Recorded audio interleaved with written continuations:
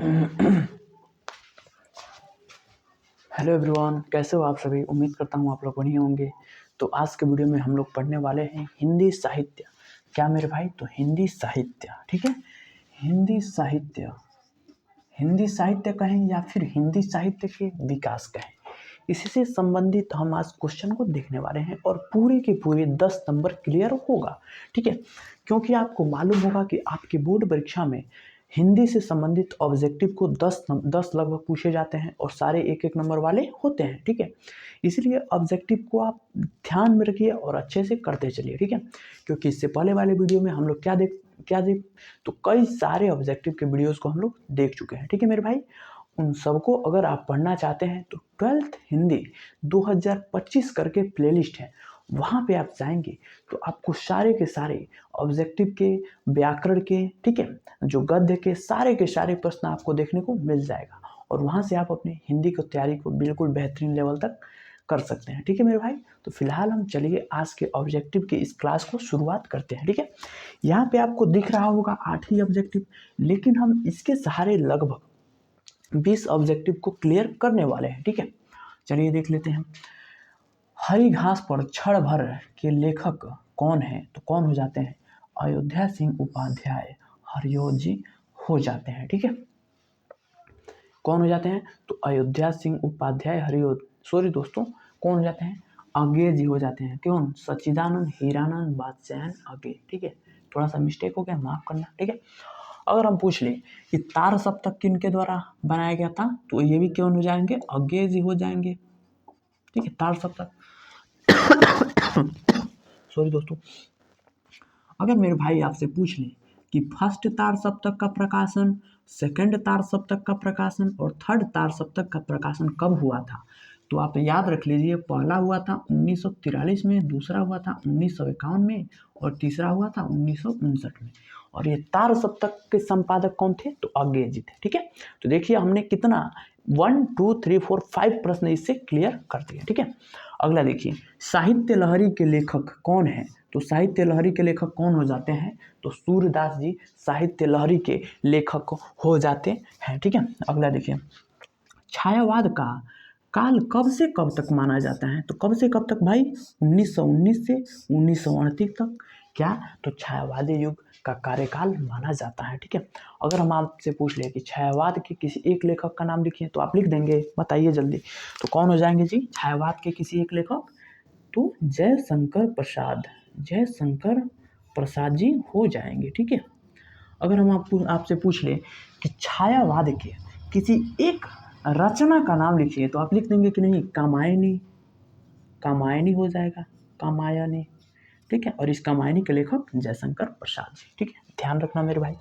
अगला देखिए, द्विवेदी युग के काल कब से कब तक माना जाता है, ठीक है। तो कब से कब तक माना जाता है? 1900 से लेकर 1922 तक द्विवेदी युग का काल माना जाता है।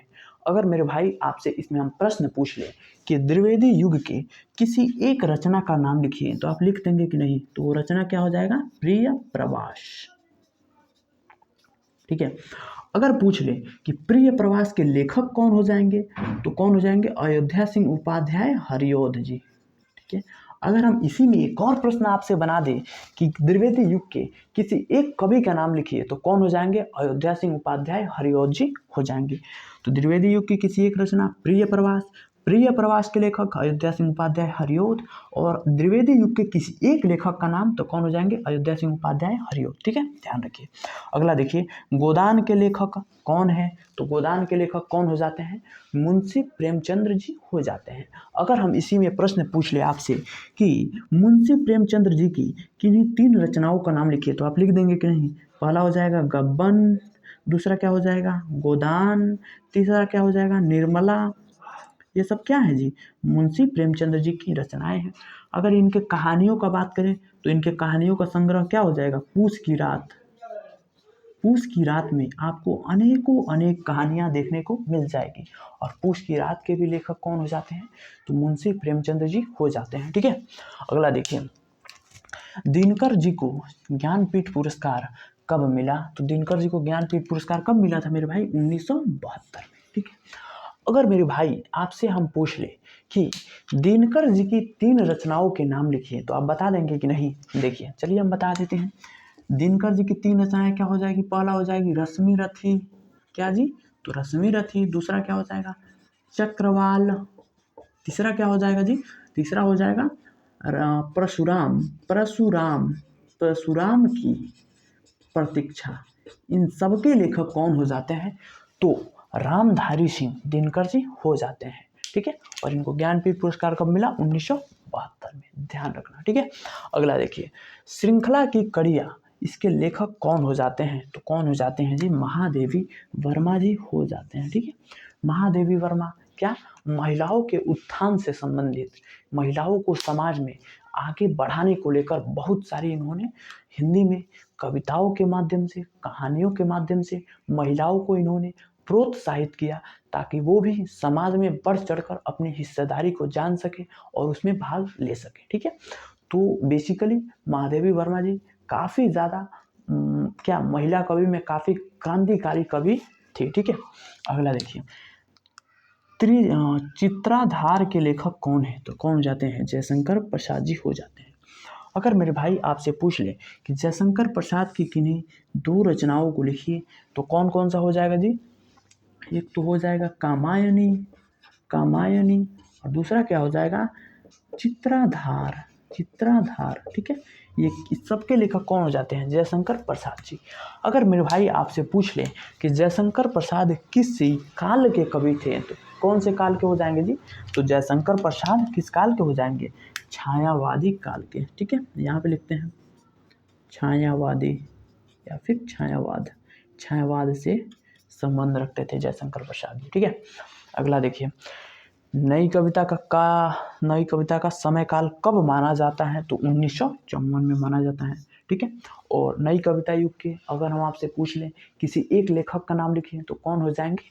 नरेंद्र शर्मा, नरेंद्र शर्मा जी कौन हो जाते हैं? नई कविता युग के लेखक हो जाते हैं। ठीक है, तो कुछ कुछ जो भी हिंदी के जो कालखंड थे उनके समय को आप याद रखिए। जैसे नई कविता युग 1954 में।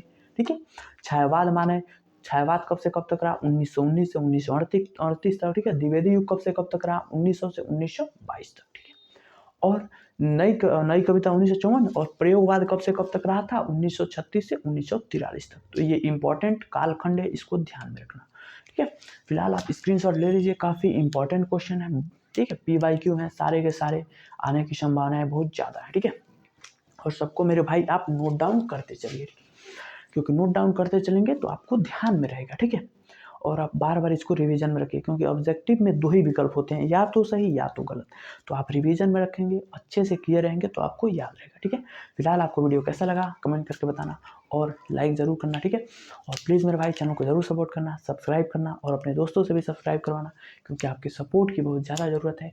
हम आपके लिए इतनी रात में, ठीक है, परिश्रम कर रहे हैं, मेहनत से वीडियो ला रहे हैं। ठीक है, तो आपका फ़र्ज़ बनता है कि हम सपोर्ट करें। ठीक है, सब्सक्राइब करें, और अपने प्यारे प्यारे दोस्तों से भी सब्सक्राइब करवाएं। ठीक है, और आपका किसी भी बात को लेकर चिंता में मत रहना मेरे भाई। मैथमेटिक्स का भी रेगुलर वीडियो आ रहा है, फिजिक्स का भी, केमिस्ट्री का भी, सबको हम टॉप लेवल तक आपकी तैयारी को करवा देंगे। ठीक है, और आप 95 प्लस लाएंगे। ठीक है, ये मेरा वादा है। ठीक है, और इस वादे को हम पूरा भी कर रहे हैं, और जिस दिन आप पेपर देंगे तो पाएंगे कि सारे प्रश्न जो हमने पढ़ाया था वो आया था। ठीक है, तो ज़रूर सब्सक्राइब करना मेरे भाई, और दोस्तों से भी करवाना। ठीक है, तो मिलेंगे किसी और वीडियो में, तब तक के लिए पढ़ते रहिए, मुस्कुराते रहिए। और हाँ, किसी भी टॉपिक पे अगर आपको वीडियो चाहिए तो आप कमेंट बॉक्स में नीचे लिखना, हम आपके लिए वीडियो लाने के लिए तैयार हैं। ठीक है, तो मिलेंगे किसी और वीडियो में, पढ़ते रहिए, मुस्कुराते रहिए, और अपने माता पिता का नाम रोशन करते रहिए। तब तक के लिए जय हिंद।